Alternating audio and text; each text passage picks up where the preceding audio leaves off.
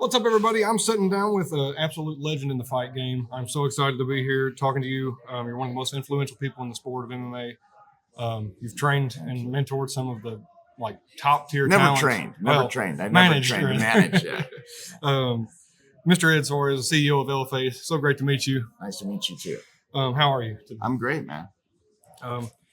So the LFA is returning to Louisville for LFA 210 on June 13th. Coming to the historic Freedom Hall. Can you tell me a little bit about what it means to come back to Louisville for your second LFA event? Well, coming back to Louisville is extremely exciting. We came here last year for the first time. We went to the Broadbent Arena, which was an incredible show. The community really embraced us. We had a lot of support from the community, and we're excited to come back. The community has welcomed us with open arms. We've had extreme support from Danny Wimmer Presents for the Louder Than Life tour or festival.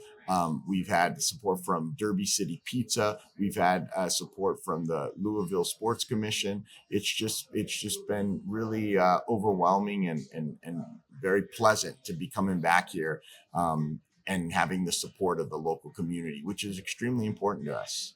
Speaking of the local community, you've got a lot of fighters on the card that are from the Louisville area and the Kentucky surrounding area. Todd Pickett, Emilio Vincilio, Eric Sanchez, Eden Hall just got announced the other day. Yeah. What does it mean to have these fighters fighting in front of their hometown? Well, it's important for us to be able to come to these markets and these regions around the United States and give the local talent a better platform for them to show their skills. One local that you didn't mention is Lance Lawrence, who was incredible last year. In this business, things change all the time. And last year, the main event was something else. And the Sunday before the show, the main event was from Texas, and he went out for a run and got hit by a car and wasn't able to be the main event. He was injured and he couldn't fight the following week, or not even the following week, the same week, just later in the week. And we moved Lance Lawrence up into the main event, and he performed in front of his home crowd. And he was a 4-1 underdog. And he went out there and performed, was nominated for Fight of the Year and beat Landry Ward at 145 pounds. And what a fight it was. I mean, it was, as a promoter, that's the types of fights that you want to leave the crowd, leaving the arena with that fight in their memory. And Lance Lawrence is going to be headlining the card this time around on June 13th at Freedom Hall. I was at the fight. I think it was at the Broadbent Arena there where Lance, and man, it was a barn burner. It was an awesome fight. I think it was nominated for Fight of the Year that year. Yeah, it was nominated for Fight of the Year. Yes, incredible. It was. Can you take me back before LFA, before RFA, kind of what got you into the fight game to begin with? I've always been a fan of the sport, and I used to have a clothing brand called Sinister Brand Clothing. That was my clothing brand. And we always worked with fighters. And, I'm Brazilian, but I was born and raised in Southern California and trained jiu-jitsu with Royce Gracie. I started training with Royce Gracie, and I've always been a huge fan of the sport. So it actually all kind of worked out gradually. And then I started working in the business around 2004 is when I started. I worked with the business. And then, with my clothing brand, sponsoring fighters, manufacturing clothes for different people in the industry. And then it slowly switched over into me working, and I started producing a TV show about mixed martial arts to starting to represent athletes, and led to the RFA. You've mentioned that you're a very fighter first organization, and you're kind of preparing. You wanted, I think it was a 247 Fighting Championship podcast. You were talking about you want to prepare these fighters for their experience in the UFC when they go, just kind of the lights and the camera. Can you talk a little bit about that? Yeah, for sure. As a manager in this business, I used to see guys fighting in a high school gymnasium in front of 500 people, and then get the call up to the UFC. And it was a little bit startling for them to walk into an arena with 15,000 screaming fans with lights, camera, all of that on there. And what I wanted to do, what we wanted to do, starting off with the RFA, was start to prepare these guys, give these guys a base, let them see what it feels like to be under the lights and cameras, have media commitments. We try to give it as close as, obviously we work on, less than 1% of the budget that the UFC has, but we really try to make these fighters feel special and feel the experience of what it's going to get like when they get to the big show. And meaning, with that being said, I feel that that's part of the reason why our fighters are doing so well when they move up there, because nothing is completely new. I'm not saying you're not going to get the UFC jitters when you go up there, because at the end of the day, when you're fighting in the UFC, that's a pretty overwhelming feeling. I've never fought, but I can assume that's what it feels like. So, we're going to stick with that plan because, currently about 35 to 40% of the current UFC roster are LFA alumni. Since you guys have started and worked your way through the fights, how has the landscape of the MMA world changed? Have you seen a large difference since you've been kind of prepping these guys to go into the UFC like that? It's always changing. It's a very young sport, so there's going to be a lot of transitions going through it. But what I've seen is that I've seen a lot of people come in. They feel the hype. They come in. There's been a lot of people who come in with a lot of money into the sport, trying to say they're going to revolutionize this or revolutionize that, and unfortunately, it never works. And so I have seen. You see the transition of Bellator being the second biggest show in the world to them getting acquired by PFL. And it's just, there's been a lot of changes, but I in a weird way, I don't pay attention too much to that. I pay attention to what we're doing. And all I know is we're doing 25 shows a year.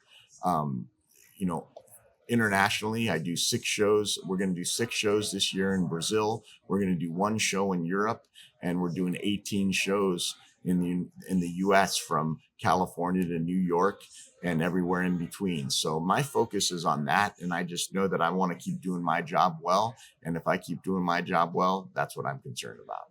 You guys stay incredibly busy. I know you have a huge team behind you to kind of help bolster that. I think a big part of that is the matchmaking. Your fights always seem fair, and there's always a good show to be put on. Jeremy.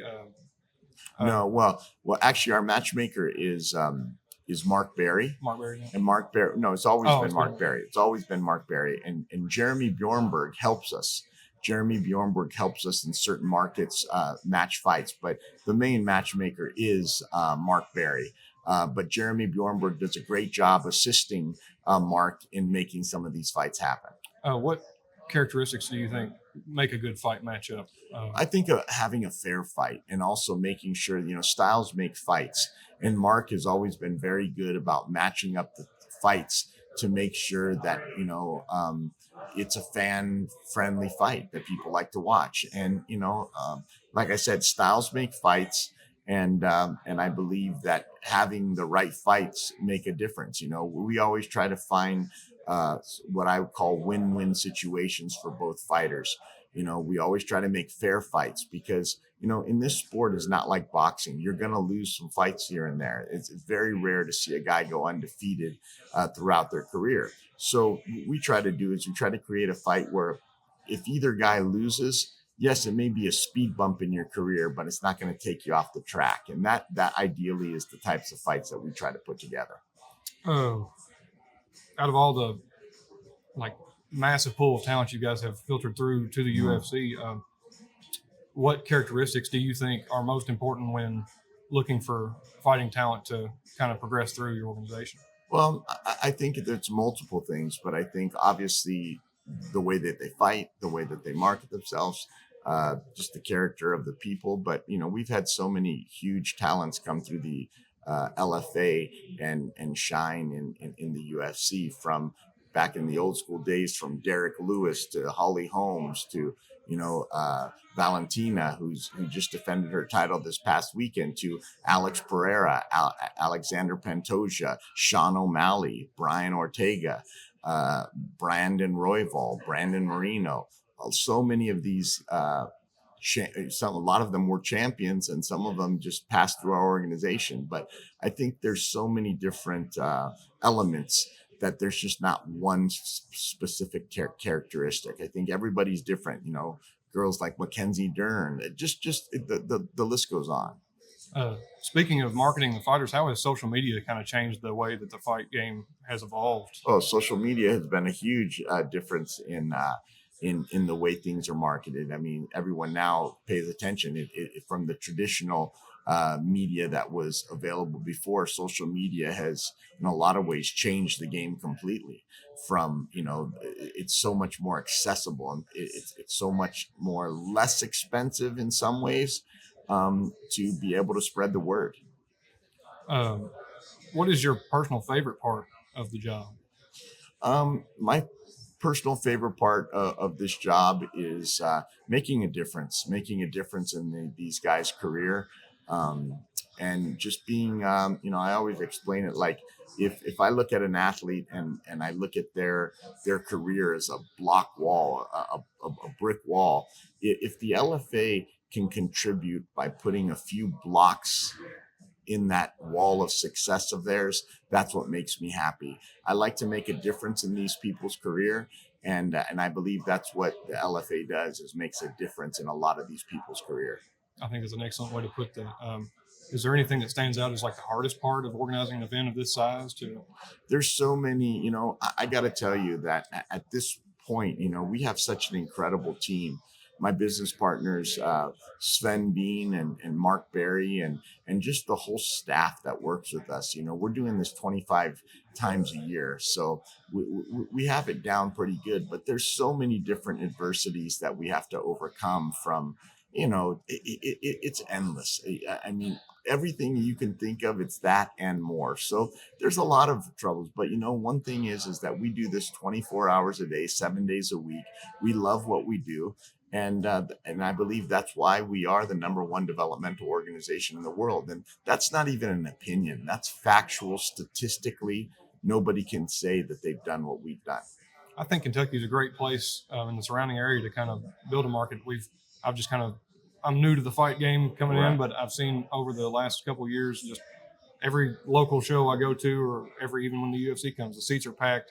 There's always a lot of like really passionate people coming to watch the fight game. I know you said you're going to Europe later Yeah. this year, and then you've obviously got the Brazil Show next, side. yeah, in a couple weeks. Is there anywhere that you'd like to see the LFA expanding out into? You know what? Right now we're doing 25 shows a year. My goal would be get to 30 shows a year, hopefully next year.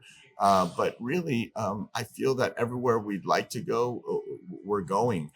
It would be incredible to do a show in Asia, maybe a Japan, maybe a South Korea.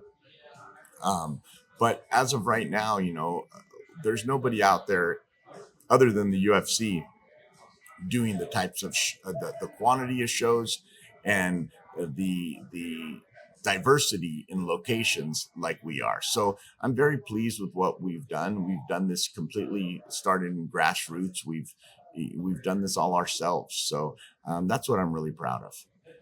Uh, I really hope that we can get Freedom Hall filled to the brim with people. I'd love to see people come out in droves, because I think what you guys do is incredibly important and an awesome opportunity for people to come out and see some of the top talent coming through, and just what an awesome production you guys have put on. So lastly, I just want to ask what advice you have for maybe young fighters who are just starting and coming up through the organization. I think, to find yourself a good team of people around you, train hard, and stay determined to what you want. Don't listen to what anyone tells you. If you believe it in your heart, do it. But just be a good human being. Train hard. And there's a lot of things in this industry that people can't teach. People can't teach somebody to have heart. They can't teach someone to be tough.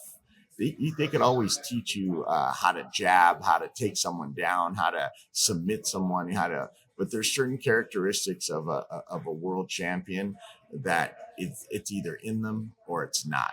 And I think that, you got to follow your dreams and just surround yourself around good people, have yourself around good coaches, good teammates, and a good management team.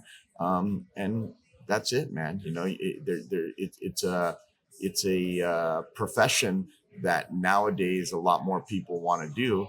And when you look at it, there's only 600 to 650 athletes that are signed to the UFC.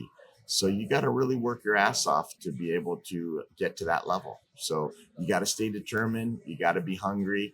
And for a fighter who wants to be in the UFC that has experience, and my recommendation is you need to be 90% ready 98% of the time, because you have to, in this industry, you have to take opportunity. When opportunity knocks, you got to embrace it and go with it. And that's what's going to make the difference. When you look at a guy like Alex Pereira, who goes and defends his title on 14 days notice. You see a girl last week, Alini David, who went out there and took this fight on 2 weeks notice and went out there and had a front kick knockout in 12 seconds.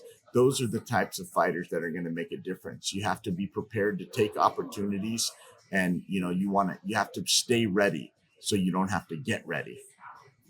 I want to take one last thing and say a huge thank you to Eddie Donaldson and yourself for coming out, and Eddie for setting everything up. He's been incredible. He's been an awesome part of this whole process, especially for me, just to getting to come out and meet everybody and get to experience the passion that everybody shares for this sport. 100%. We wouldn't be in Louisville if it wasn't for Eddie Donaldson. I've known Eddie Donaldson for 30 years. He's a really close friend. We've done so many different projects together, and I'm honored and very happy to have him as part of our team here in Louisville. Well, everybody, thank you so much for watching, and you can go get your tickets right now at Ticketmaster for LFA 210, June 13th at Freedom Hall. So go out there, fill the seats, and I can't wait. I'm so excited for this. Thank you very much for your time, man. Thank you so much. All right.